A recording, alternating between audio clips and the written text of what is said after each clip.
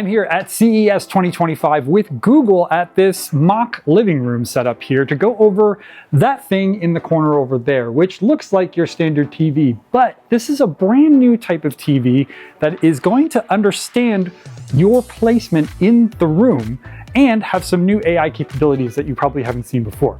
So to start off, let's go walk a little bit closer to the TV so you can see what happens here. So as we get close to the TV, proximity sensors around it will understand that we are nearby. So as you can see, the TV turned on automatically once I stood right here. And because we are just in the room, not directly interacting with the TV, all it's doing is showing a bunch of art. So some of this is AI created art, and some of it will be things for more personal for you, such as photos of your family or friends. And you can probably configure this later once you get it off the ground. But for now, it's just really nice to know that when you walk by the TV, it actually does something instead of being a big black mirror on the wall. Next thing we're going to show you here is that we have the ability to see what's going on in the smart home around you when we have something like a doorbell ring. We're gonna hit the doorbell button there.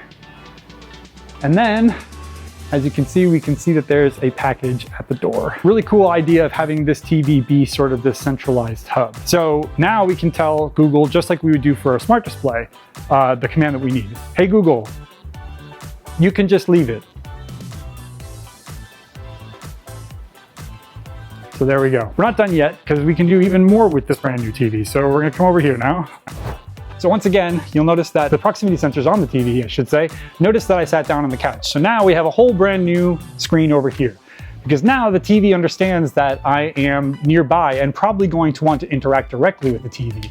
So no more screensaver. Now we have this information about what's going on in my smart home and other things. So I have my calendar, I have the weather, I've got some news, photos, and even a camera display to show what's going on in my smart home in general. So now with voice commands, but without a remote, I can ask the TV for general information. Hey Google, what's the weather today?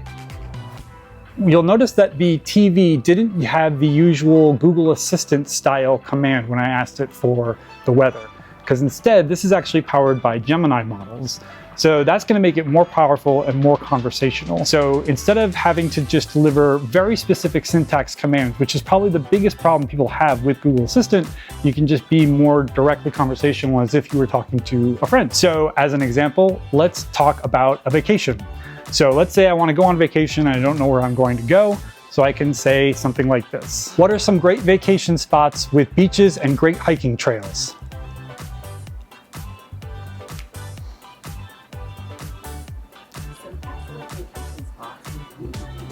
So we have some generative AI stuff going on up top, giving you an explanation of where to go. And then underneath it, we have a bunch of YouTube videos that we can see. If you wanted, you could select these YouTube videos and watch it and get a better idea of where you want to go for your next vacation.